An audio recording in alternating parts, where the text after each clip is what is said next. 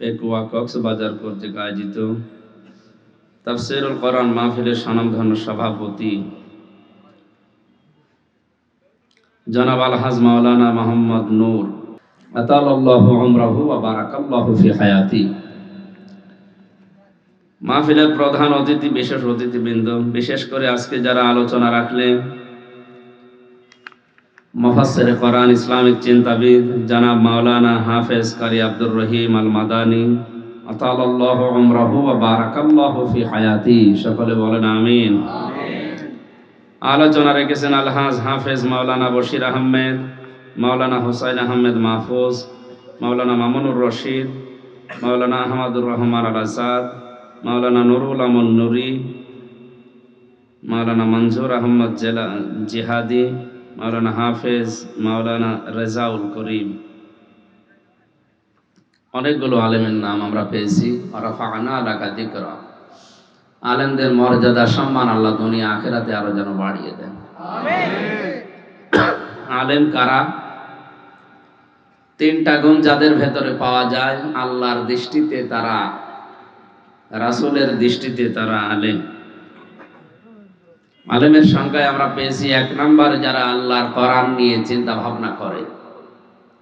আমি সহ বিশ্বে যারা আলেম আছি, আমরা কোরআনের দিকে আরো বেশি বেশি যেন ঝুঁকতে পারি। আফালা ইয়াতাদাব্বারুনাল কুরআন আম আলা কুলুবিন আকফালুহা, সূরা মুহাম্মদের এই ৪৭ নম্বর আয়াতে আল্লাহ যেটা জানিয়েছেন, হে নবী, ওদের কি হয়েছে?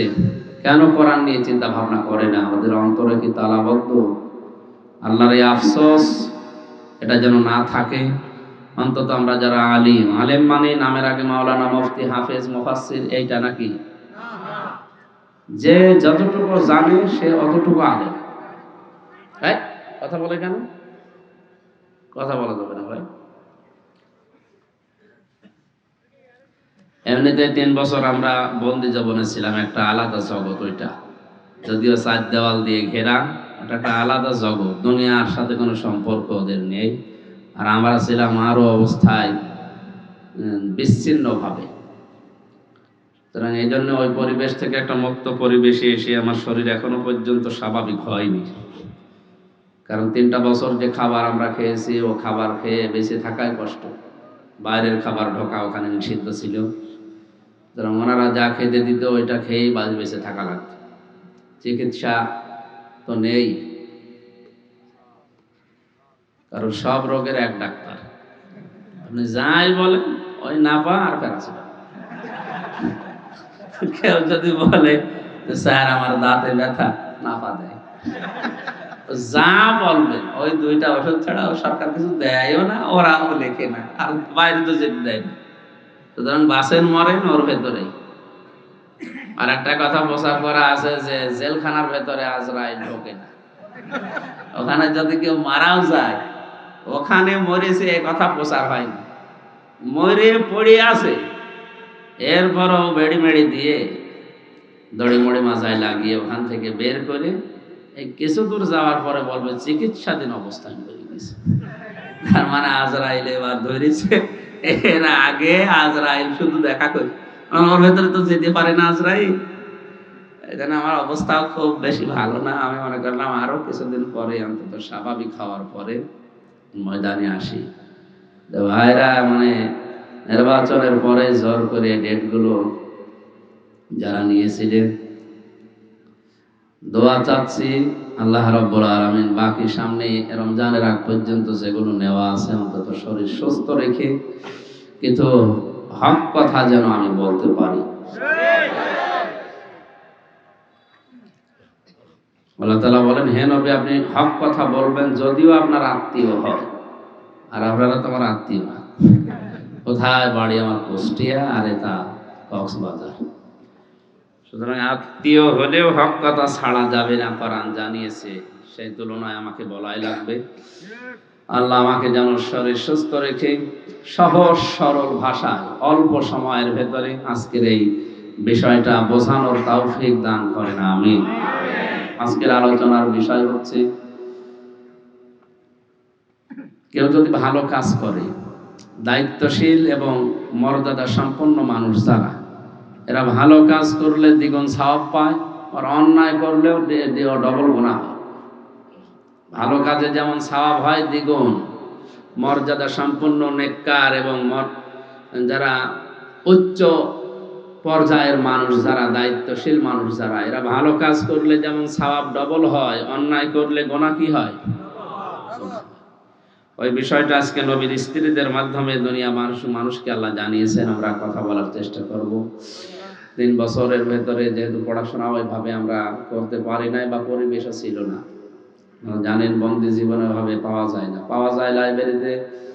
এখন যারা দায়িত্বে আছে তাদের জীবনী, বঙ্গবন্ধুর বই পড়েন না পড়েন না, এখন পড়বো কয়বার, পড়তে মুখস্থ করে ফেলি, তারপরও পড়া হয় না, আবার শুরু করে। আর কোরআন শরীফ ছাড়া ওখানে আর কিছু সেরকম উল্লেখযোগ্য বই পাওয়া যায় না। যতটুকুই পড়েছি, এখন যেহেতু নতুন শুরু করছি এই জন্যে কাটা কিছু কথা বলছি। সামনে কয়েকটা করলে আশা করছি আমার গলা আবার স্বাভাবিক অবস্থায় ফিরে আসবে। আল্লাহ আমাকে যেন তৌফিক ভিক্ষা দেন। দল মত জাতি বর্ণ ধর্ম নির্বিশেষে আমরা আলেমদের জন্য দোয়া করছি, যে আলেমরা আল্লাহর কোরআন নিয়ে চিন্তা ভাবনা করে। যেহেতু আমি এই 3 বছর কিছুই জানি না, একেবারে বিচ্ছিন্ন ছিলাম, অনেক আলেমকে এখন এই 3 বছরে আমি চিনিও না, নাম শুনছি এখন নতুন করে। যে আলেমগুলো কোরআন নিয়ে গবেষণামূলক ভাবে নতুন নতুন তথ্য দিয়ে জাতিকে সতর্ক করে, আল্লাহ এদের জ্ঞান যেন আরো বাড়িয়ে দেন। এখানে যাদের নাম দেখছি অনেককে চিনি, অনেককে চিনি না। বিশেষ করে যে আহমদুর রহমান ভাই, ওনাকে আগে থেকে চিনি। এর বাকি আব্দুর রহিম ভাইকে চিনি, বাকিগুলো আমি পরিচিত না। পরিচয় হবে সামনে ইনশাআল্লাহ। আলেমের প্রথম পরিচয় তারা কি নিয়ে গবেষণা করবে? কোরআনে কারিম নিয়ে। আল্লাহর এই আফসোস যেন আমরা থাকতে না দেই, যে যতটুকু পারি। হ্যাঁ, গবেষণা করতে গিয়ে যদি ভুল হয়, সওয়াব পাবেন আপনি একটা, আর যদি সঠিক হয় সওয়াব পাবেন ডবল, কোনো গুনাহ নেই।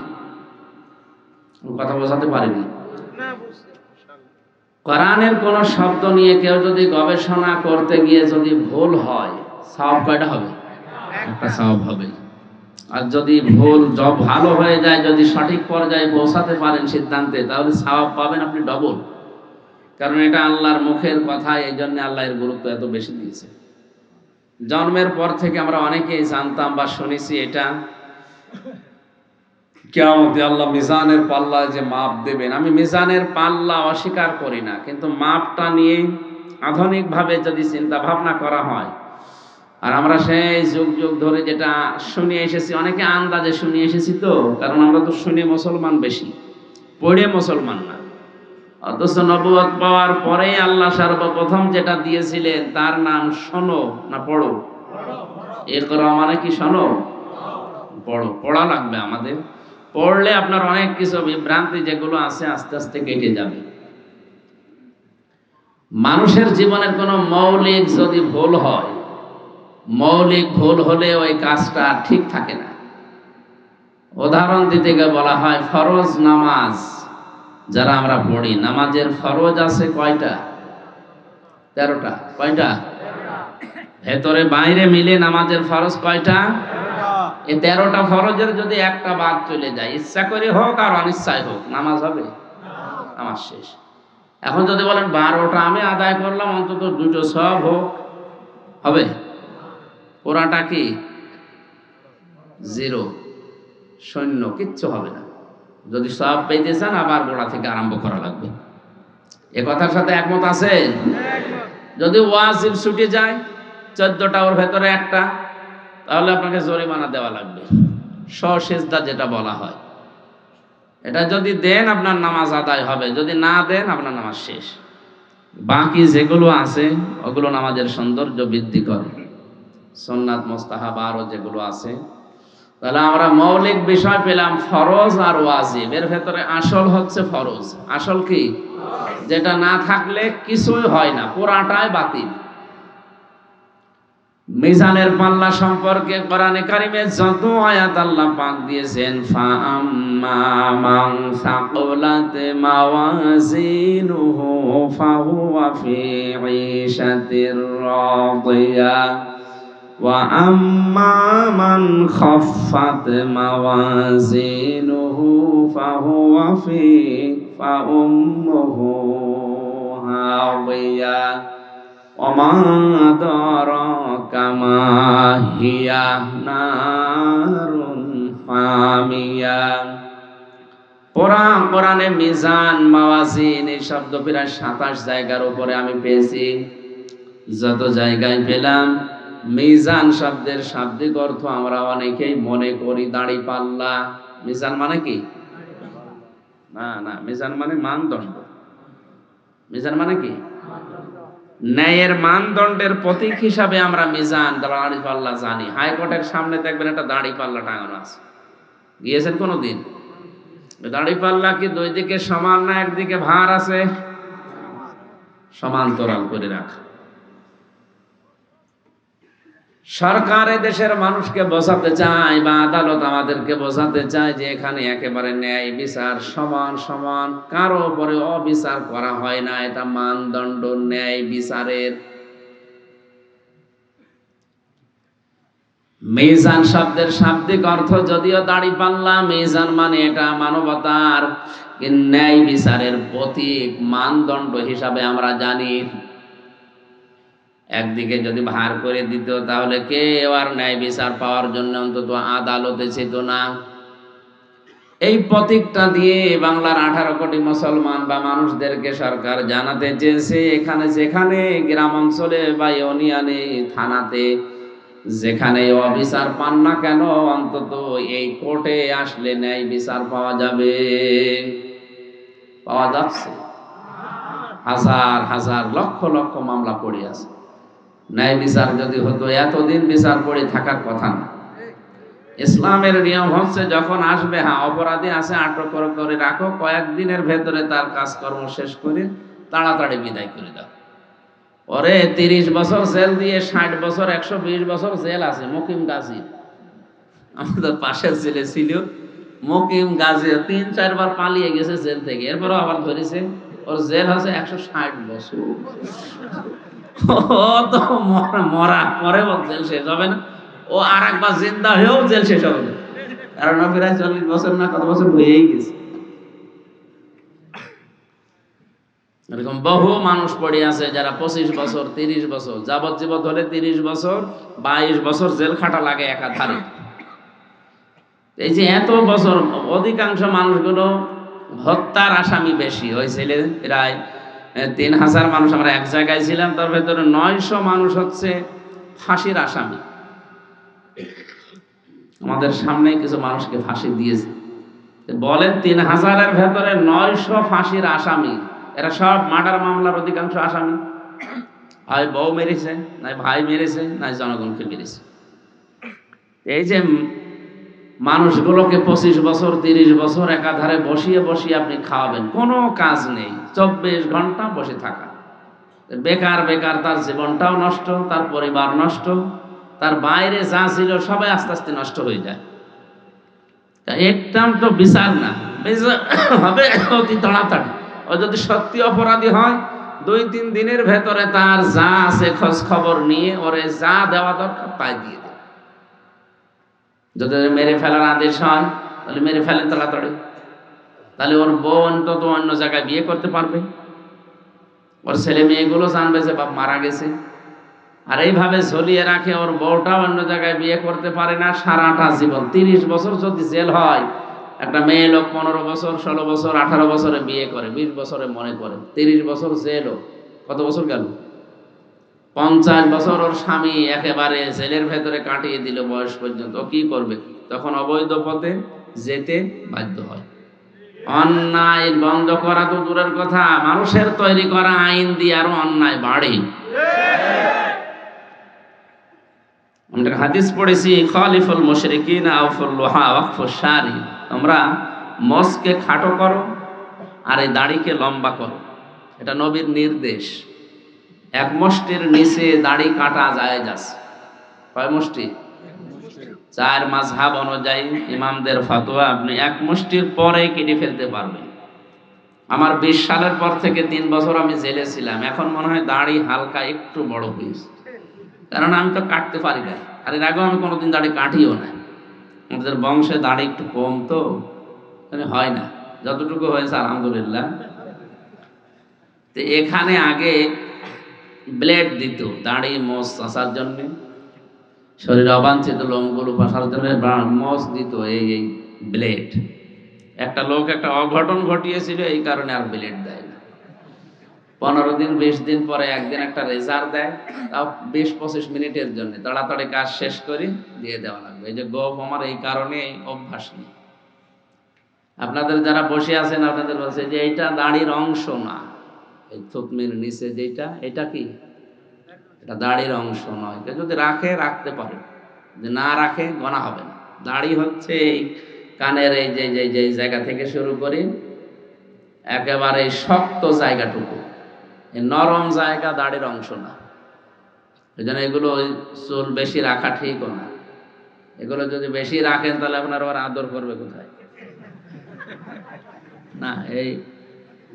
এটা যদি নাও রাখেন অসুবিধা নেই, রাখলে আবার একটু পুরুষ পুরুষ ভাব লাগে। আহমদ ভাই তো এমনি পুরুষ মানুষ। তাহলে দাড়িটা কোন জায়গায়, এখান থেকে এই শক্ত জায়গাটুকু, নরম জায়গাতে দরকার নেই, আপনি শক্ত জায়গা রাখবেন, কিন্তু কতটুকু, এক মুষ্টি রাখাই লাগবে। এরপরে যদি কেউ কাটে ছাটে গোনা নেই, এর আগে কাটলে গোনা হবে, মাস্ট বি, ওর গোনা হবে। কারণ নবীজি এটা আদেশসূচক শব্দ দিয়ে ছেড়ে দিতে বলেছেন। হ্যাঁ, একেবারে এত লম্বা করা ঠিক না যে আবার নাপাকি লেগে যায়। দ্বিতীয় নম্বর, মোচকে খাটো করো, মোচ চেঁচে ফেলা ঠিক না। যতটুকু খাটো করা যায়, যা দিয়ে করতে পারেন খাটো করেন, একবার চেঁচে ফেলবেন না। তো ভেতরে যেহেতু কাইসি অথবা ব্লেড এই সিস্টেমটা বাদ হয়ে গেল, তখন বাধ্য হয়ে আমাদের হালকা হালকা চাষা লাগবে। তাছাড়া তো 3 মাস পরে 4 মাস পরে একবার চুল কাটাতে আসে, জঙ্গল বেঁধে যাবে না। এই কারণে যে অভ্যাস হয়ে গেছে। তো এই লোকটা মার্ডার করেছে স্ত্রী, বাড়ি ঢাকাতে, সাভারে বাড়ি। আর একটা বিয়ে করার পরে বউটা রেখে এসেছে বাড়িতে। মার্ডার মামলা যেহেতু, ওর জেল দিয়েছে প্রথমে ফাঁসি, জজ রায় দিয়েছে প্রথমে ফাঁসি, এরপরে হাইকোর্ট থেকে যাবজ্জীবন, এখন 30 বছর জেলে থাকা লাগবে। ও বিয়ে করে প্রায় 7 বছর আছে জেলে। আর বউ যেটা ছোটটা রেখে এসেছিল, ওইটা একদিন জেলখানায় দেখা করতে এসেছে, দেখে পেট উঁচা, বুঝে এই অবস্থা, আমি 7 বছর জেলে, বলছে তোমার ভাই আছে। এই কথা বলার পরে ওর মেজাজ গেছে খারাপ হয়ে, ওখান থেকে এক দৌড়ে ঘরে গিয়ে, আর জেলখানার টয়লেট যেগুলো, ওগুলো মানে 2 হাত 2.5 হাত উঁচা, বসলে দেখা যায় না, দাঁড়ালে দেখা যায়। ও যাবার পরে ওর প্যানিস কেটে ফেলেছে, বলছে এইটা রেখে আর করবো কি। এরপরে জেলার আর সুপার আসলে, এই কি করলি, এইটা এখন তো ডাক্তারের কাছে নিয়ে যেয়ে, যাই হোক রক্তটা বন্ধ করার পরে ওই দিন থেকে সিদ্ধান্ত দিল, না ভেতরে অন্তত আর ব্লেড দেওয়া যাবে না, তাহলে অন্য কেউ আবার এই জিনিস কেটে ফেলবে। কারণ এখানে মানুষ হতাশা নিয়ে থাকে। তো যতই আপনি শান্তি দেন, ভালো মন্দ খাবার দেন, ভালো লাগবে না। 4 দেওয়ালের মাঝে আবার এর ভেতরে আবার সেল সিস্টেম, আর একটা দেওয়াল দেওয়া, এই 24 ঘন্টা একটা ঘরের ভেতরে একটা মানুষ যদি 30 বছর বসে থাকে, এমনি পাগল হয়ে যাওয়ার কথা। এই হিসাবে এই মানুষটা 30 বছর পরে যদি বের হয়, মাঝে মাঝে কথা বলতো, দেখতাম যে বের হয়ে নি দাঁড়া, তোর ওই পেট কেন উষা, ওই পেট আমি রাখবো না। এই লোকটা যদি সত্যি বের হতে পারে, রাষ্ট্রপতির ক্ষমায় অনেকে বের হয়, অথবা সুপ্রিম কোর্ট থেকে অনেকে খালাস দিয়ে দেয়। এখন যদি ও সত্যি বের হয়, যেভাবে ও জীবন কাটিয়ে আসলো, ওর ওই বউ দ্বিতীয়টা রাখবে, ওইটাও শেষ করবে। ওর ভেতরে যে বাচ্চা আছে, ওইটা সে বৈধ হোক অবৈধ হোক, যাই হোক হয়েছে, তো ওইটাও শেষ করবে।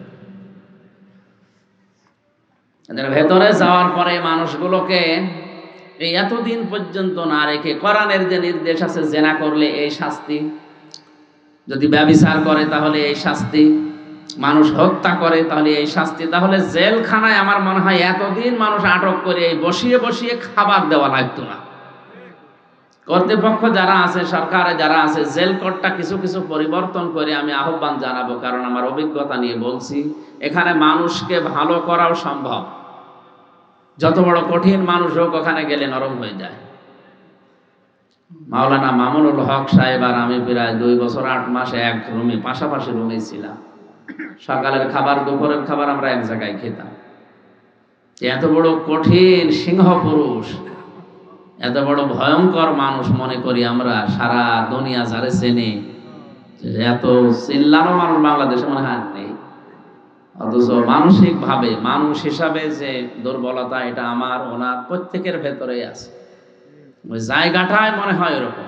জেলখানা বানানোর পরে আমি শুনেছিলাম যে নাকি প্রথমে একটা বিড়ালের বাচ্চা না কুকুরের বাচ্চা ছেড়ে দেয়, চারিদিকে ঘুরতে ঘুরতে ও শেষ পর্যন্ত মরিয়েই গেছে, কারণ এমন একটা ভয়ঙ্কর জায়গা ওইটা। অথচ ওর পাশেই এখান থেকে 200 গজ দূরে আমি মাহফিল করেছিলাম কাশিমপুরে। আমার তখন মনেই হয়নি যে পাশে জেলখানা, অথচ 3টা বছর ওই জায়গায় আমি কাটিয়ে আসলাম।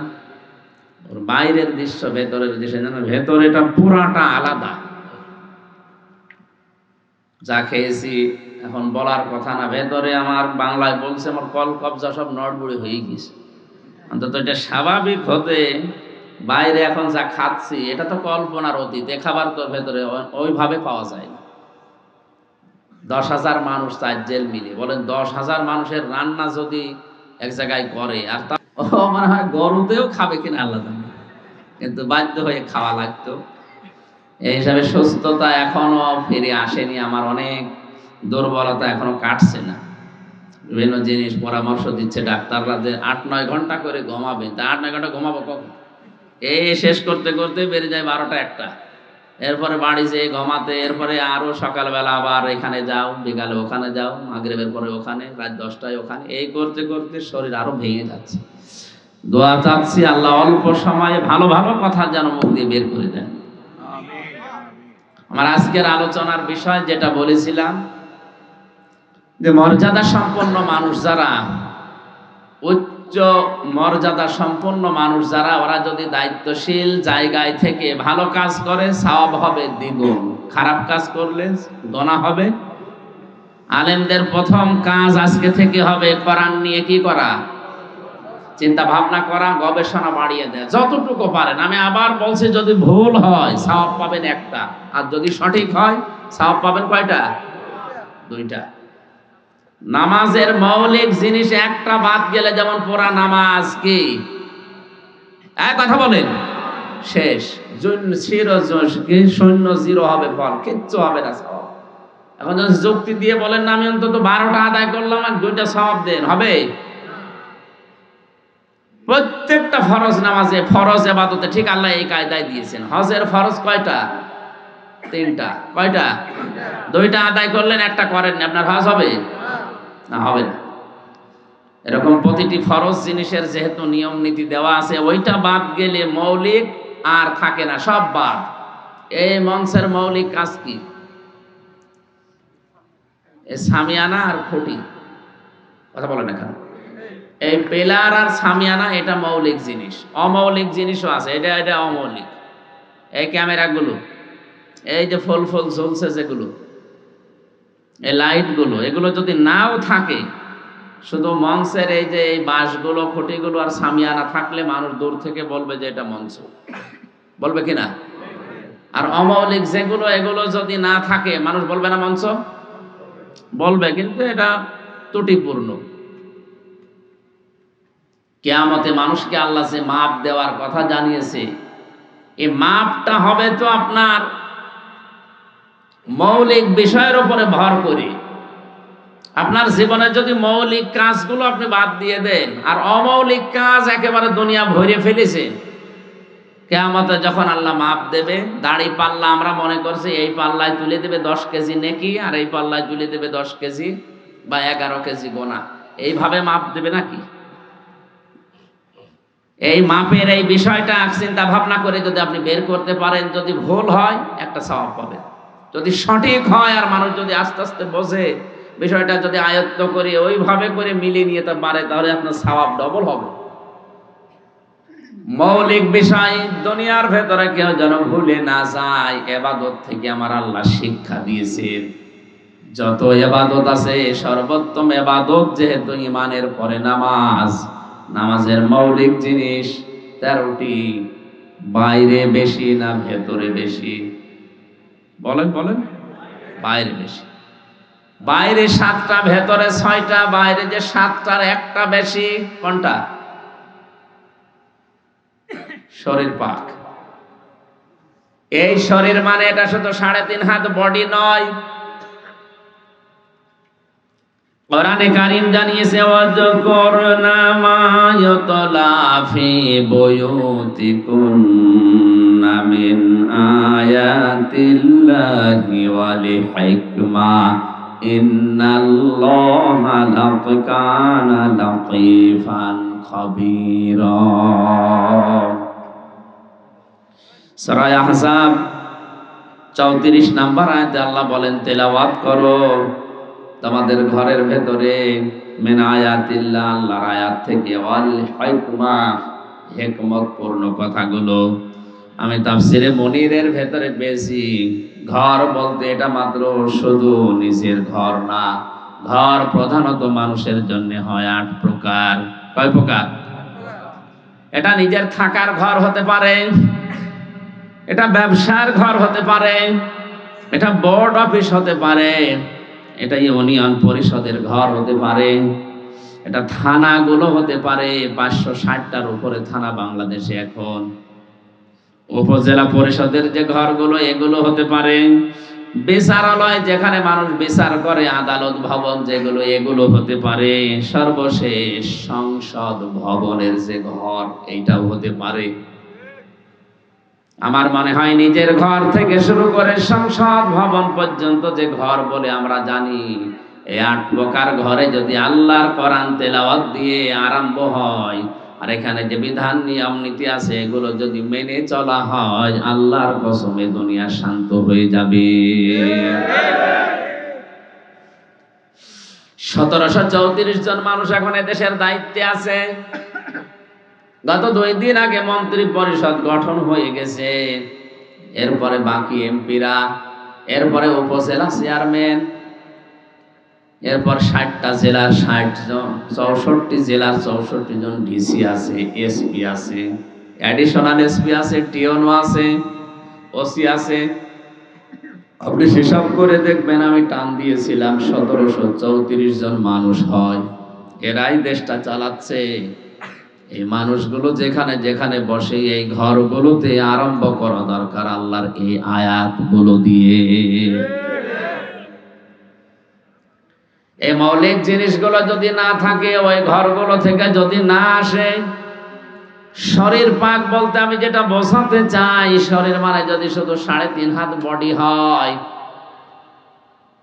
আপনি সুন্দর করে শরীরে ওযু করলেন, গোসল করলেন, পাক পবিত্র হয়ে সুন্দর জামা গায়ে দিয়ে বাড়ি থেকে বের হলেন, মসজিদে যাবেন। হঠাৎ পথিমধ্যে দেখলেন শাবনূর। কে? শাবনূর তো আর চলে না, মনে হয় অনেক পুরাতন হয়ে গেছে ওইটা বাদ। এখন নতুন বলে যারা আছে, তো চিনি না অনেকেরে। আমাদের পাশের ছিল কে যেন, ওই মহিলার নাম এই যে পরিমণি, এটা বেশ ভালো চলছে। এই মহিলারে আপনি দেখলেন একেবারে উল্টা পাল্টা হয়ে দাঁড়িয়ে আছে। এটা দেখার পরে কেউ যদি বলে আস্তাগফিরুল্লাহ, নাউজুবিল্লাহ, চলে গেলাম মসজিদে নামাজে দাঁড়িয়ে আলহামদুলিল্লাহি রাব্বিল আলামিন। মাঝে মাঝে মনে হবে, আল্লাহ কি দেখলাম। না, আমি হাসির খোরাকি দেয়নি, বা এটা বাস্তবই। আপনি যত বড় আল্লাহর ওলি দাবি করেন, এটা যদি দেখে আসেন, আর ও যে সাইজে থাকি। এখন যদি আপনি নামাজে দাঁড়িয়ে বলেন আলহামদুলিল্লাহি রাব্বিল আলামিন, পরের আয়াত আর রহমানির রহিম মনে আসবে? খালি মনে হবে আমি কি দেখলাম। তাহলে এই যে পরিমণি বা শাবনূর যাই বলেন, এদেরকে পর্দা দেওয়া লাগবে না, এদেরকে পাক করা লাগবে না। এদের পাক করার যে পদ্ধতি আল্লাহ দিয়েছেন, সেটা হচ্ছে পর্দা। এদের আগের আয়াতে আল্লাহ জানিয়েছেন, করনা ফি বুয়ুতিকুন্না ওয়ালা তাবাররাজনা তাবাররুজাল জাহিলিয়াতিল উলা ওয়া আকিমনাস সালাতা ওয়া আতিনাজ যাকাতা ওয়া আতিনাল্লাহা ওয়া রাসূল।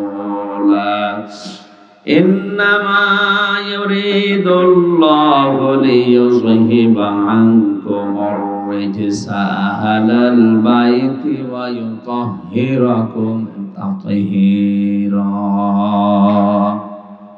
হে দুনিয়ার মেয়েরা, ঘরের পরিবেশে থাকবে, বাইরে যদি বের হও জাহিলি যুগের মেয়েদের মতো রূপ সৌন্দর্য প্রদর্শন করে বের হবে না। এ নির্দেশ কার? তাবাররুজ শব্দটা আয়াতে আছে। আমি তাফসিরে খাজেনের ভেতরে তাফসিরে তাবাররুজের অর্থ পেয়েছি তিনটা। কোন মহিলার ভেতরে যদি এই তিনটা আচরণ পাওয়া যায়, গুণ পাওয়া যায়, তাহলে বুঝতে হবে আল্লাহ পাক নিজে তার উপরে লানত করছে। এক নম্বরে তাবাররুজের অর্থ হচ্ছে মেয়েরা যখন বাইরে যায় তখন তাদের সাজগোজ বেড়ে যায়। এরকম মহিলা নেই?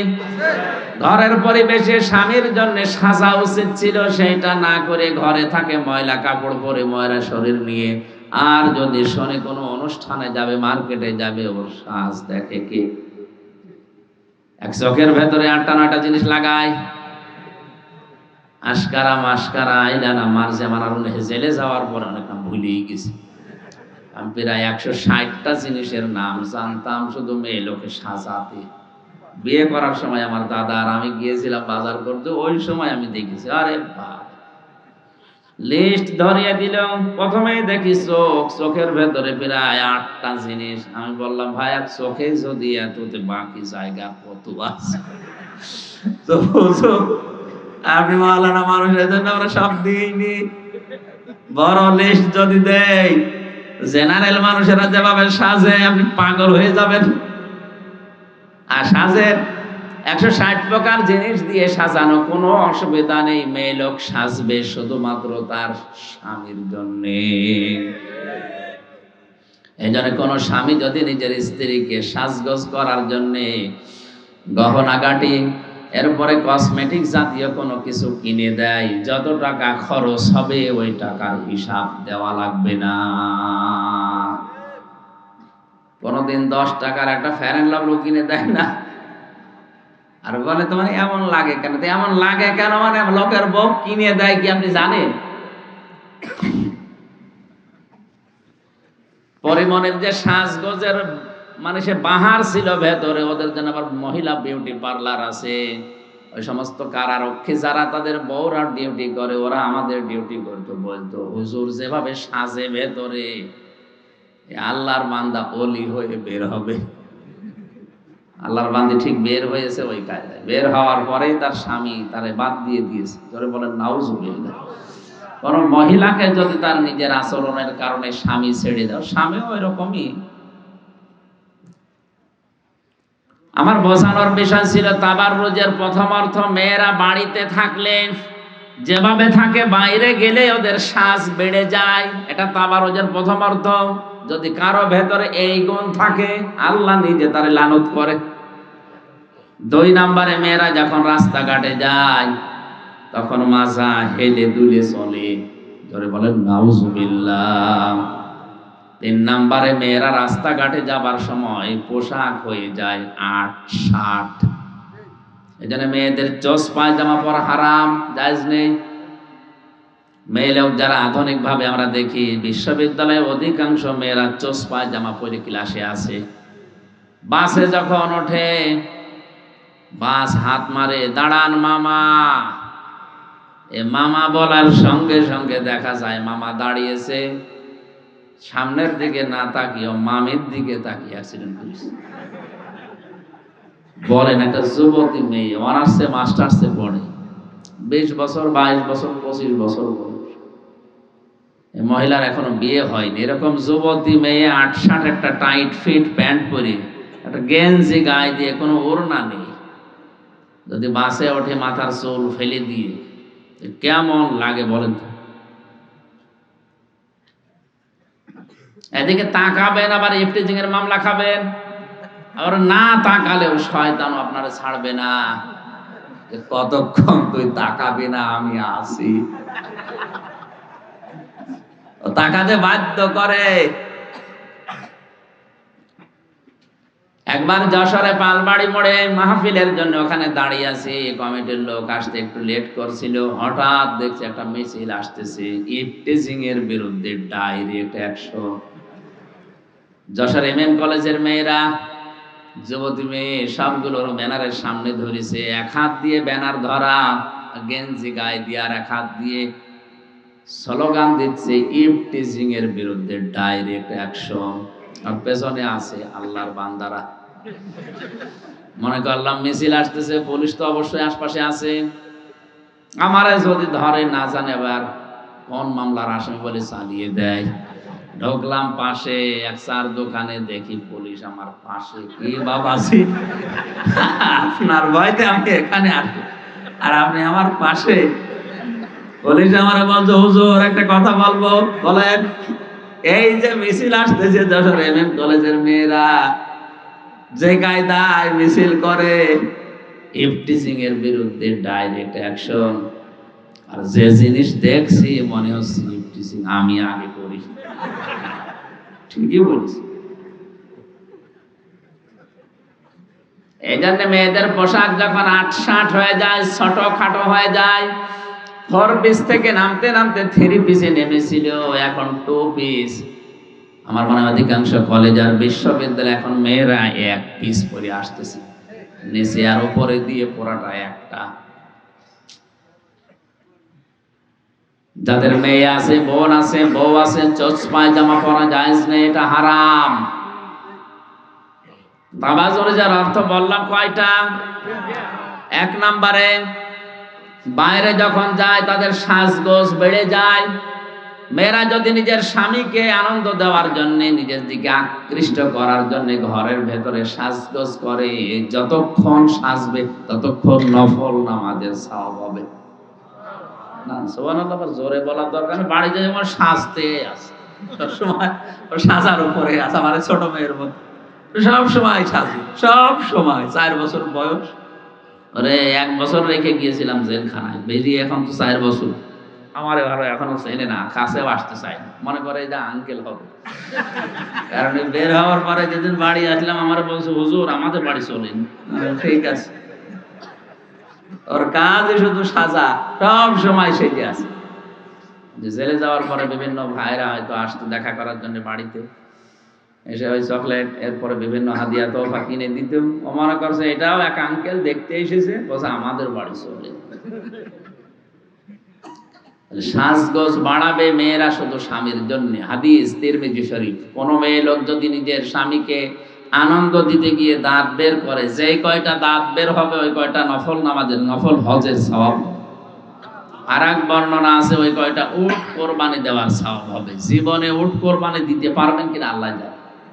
এই জন্য অন্তত এই সওয়াবগুলো আমরা ছেড়ে না দেই। আমি দায়িত্বশীল মানুষদের কথা বলছিলাম। আসলে পৃথিবীতে যে যেই দায়িত্বে আছে, যাদের মর্যাদা আছে, এরা যদি খারাপ কাজ করে ডবল গুনাহ হয়, যদি ভালো কাজ করে ডবল সওয়াব হয়।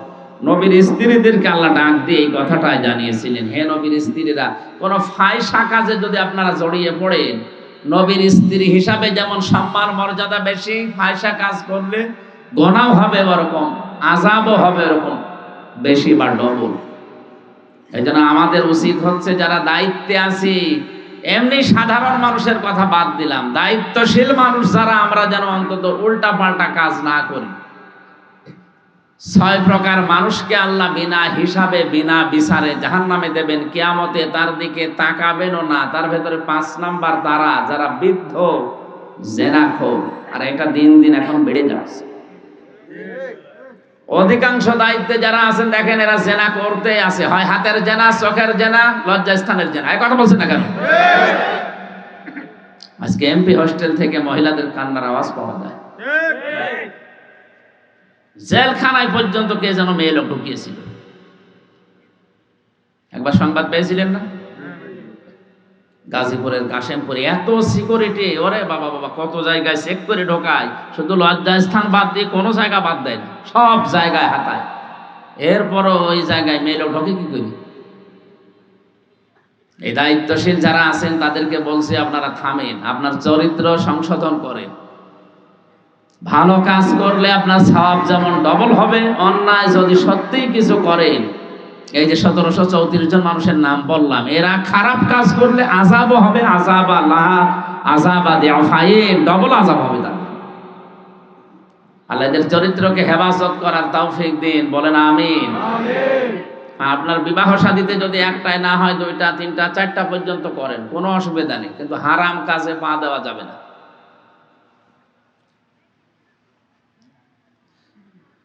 আমার ভাইরা, কোরআনে কারিমের আয়াত নাযিল করেছিলেন আল্লাহ পাক নবীর স্ত্রীদের ব্যাপারে, আমাই ইয়াকুনুত মিনকুন্না লিল্লাহি ওয়া রাসূলিহি ওয়া তা'মাল সালিহান নু'তিহা আজরাহা মাররাতাইন। এই যে এখানে আগের গেল লাহাল আযাব ও দিআফাইন। যদি কেউ খারাপ কাজ করে, ফাহিশা কাজ করে, অন্যায় কাজ করে, বিফাহিশাতিন মুবায়্যিনাতিন ইউদাআফ লাহাল আযাবু দিআফাইন, অন্যায় কাজে তার আযাব হবে যেমন ডবল। পরবর্তী আয়াতে কোন মহিলা যদি বিনয়ী হয়, যদি আল্লাহ রাসূলের প্রতি ঈমান আনার পরে ভালো ভালো কাজে আঞ্জাম দেয়, এই মেয়ে লোকের সওয়াবও আমার আল্লাহ ডবল করে দেবেন। নবীর স্ত্রীদেরকে দিয়ে তামাম দুনিয়ার মেয়েদেরকে আল্লাহ কয়েকটা কথা পরবর্তী আয়াতে জানিয়েছেন, ইয়া নিসান নাবিয়্যি লাস্তুন্না কা আহাদিম মিনান নিসাই ইনিত্তাকাইতুন্না ফালা তাখদা'না বিল কওলি ফায়াতমা'আল্লাযী ফী কলবিহি মারাদুন ওয়া কাওলাম মা'রুফা। একটু ভালো করে এটা শোনা লাগবে ভাই। হে নবীর স্ত্রীরা, তোমরা কিন্তু সাধারণ মেয়েদের মতো না। তোমাদের কাছে কেউ যদি কোনো জিনিস চাই, পর্দার আড়াল থেকে তাদের জবাব দেওয়া লাগবে, কথাও বলা লাগবে, কিন্তু মিথ্যা কথা বলা যাবে না। আজ মোবাইল যে মেয়েরা ব্যবহার করেন, তাদেরকে আমি এর মাধ্যমে জানাচ্ছি সূরা আহজাবের এই 32 নম্বর আয়াতটা দিয়ে, মোবাইল যারা ব্যবহার করেন মেয়েরা, আপনি যদি দেখেন আপনার মোবাইলে কেউ কল দিয়েছে, এই কলটা ধরার যে 14 জন পুরুষ আছে তারা না, কয়জন? একজন মহিলার সাথে বিবাহ করা জায়েজ নেই কয়জন পুরুষের? 14 প্রকার পুরুষের। এরা যদি না হয় আপনার বাবা, আপনার আপন ভাই, আপনার সূরা নিসার 21-22 নাম্বার আয়াতে এই 14 জনের নাম আছে, আপনারা দেখে নিয়েন। এই সমস্ত মানুষ যদি বাদ দিয়ে অন্য কেউ কল দেয়, আপনি ধরেছেন আর কথা বলবেন, মিথ্যা কথা বলা যাবে না, কিন্তু কথা হবে রুক্ষ সূক্ষ্ম, গরম দিয়ে কথা বলবেন, যেন ওই পাশ থেকে যে কল দিয়েছে চিন্তা করে আল্লাহ এ মেয়ে লোক নাজরাইল। আর মনের ভেতরে যদি গোড় থাকে, আর আপনি যদি মোলায়েম গলায় নায়িকাদের মতো কণ্ঠ নিয়ে ইনিয়ে বিনিয়ে কথা বলেন, ওই মানুষগুলোকে শয়তান আরো উস্কিয়ে দেবে, শেষ পর্যন্ত কথা দিয়ে জেনার পর্যায়েও চলে যেতে পারে।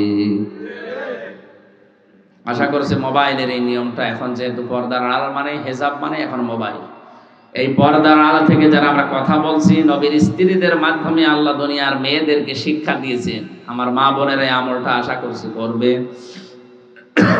আমি অনেক রাত হয়ে গেছে, 12:30 বাজতেছে। আজকে আসলে ওয়াজ করার জন্য 2 জায়গায় কথা বলেছি, আসরের পরে একবার, এশার পরে একবার। আমি আজকে আর বলছি না, আগামীতে কোনো জায়গায় নিয়ে আসলে সেখানে দেখব। এই 19 তারিখে একটা মাহফিল আছে। ইব্রাহিম আলাইহিস সালামের জীবনে 50টা পরীক্ষা আল্লাহ করেছিলেন। আমি ওই 50টা পরীক্ষা মামুনুল হক সাহেব এবং শাখাওয়াত হোসেন রাজি সাহেব সহ কিছু আলেম যারা ছিলাম, আমরা বসে বসে ওইগুলোই করেছিলাম। আমি এই 50টার ভেতরে যতগুলো পারা যায়, এই পেকুয়া দিগন্ত ফাউন্ডেশন আছে এক জায়গায়, কি জানো, সাবেক গোলদি, ওই ময়দানে আমি এই 8:30 বা 9টায় উঠবো, একেবারে যতক্ষণ পারা যায় এই 50টা বিষয় আলোচনা হবে ইনশাআল্লাহ। আমিন। বারাকাল্লাহু লানা ওয়া ফিল কোরআনিল আযীম। আল্লাহুম্মা আমিন। যেহেতু এখন গভীর রাত, 12:30 বাজতেছে, তাহাজ্জুদের সময়, একটু বসে 2-4 মিনিট বসে মোনাজাতটা করে যান। জীবনের অপরাধগুলো স্মরণ করবেন, চোখের পানি ফেলে দেবেন। রব্বানা যালামনা আনফুসানা ওয়া ইল্লাম তাগফির লানা ওয়া তারহামনা লানাকুনান্না মিনাল খাসিরিন। রব্বুল আলামিন মিজানের পাল্লার একটা সঠিক ধারণা দেওয়ার জন্য, কোরআনে কারীম থেকে কিছু বলার জন্য, মর্যাদা সম্পন্ন মানুষ যারা, দায়িত্বশীল যারা, এরা ভালো কাজ করলেও ডাবল সওয়াব হয়, অন্যায় করলে দ্বিগুণ শাস্তি তাদের হয়। এটা আমরা অল্প কথায় হলেও কিছু না কিছু হলেও টাচ পেয়েছি। আমাদের জীবনে আমাদের দায়িত্বশীল যারা, আমাদের এই আমলটা করার তৌফিক দাও। আজকের বিশাল আয়োজনে যদি খুশি হয়ে থাকো, সওয়াব যদি তুমি দিয়ে থাকো, কোটি কোটি গুণে বাড়িয়ে দাও।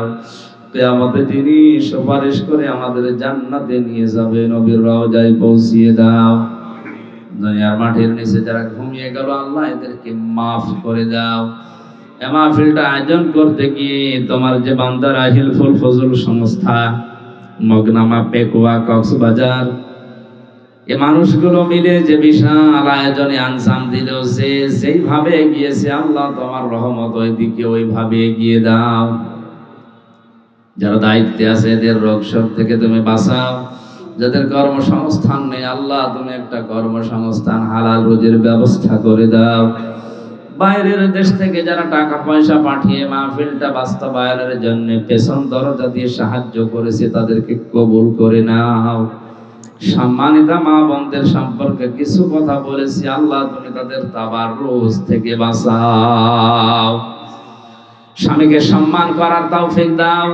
স্বামীর মন জয় করে ফরজ কাজগুলো আদায় করে এই মানুষগুলো যেন জান্নাতি হতে পারে, ওইরকম মা, ওইরকম বোন, ওইরকম স্ত্রী তুমি তৈরি করে দাও।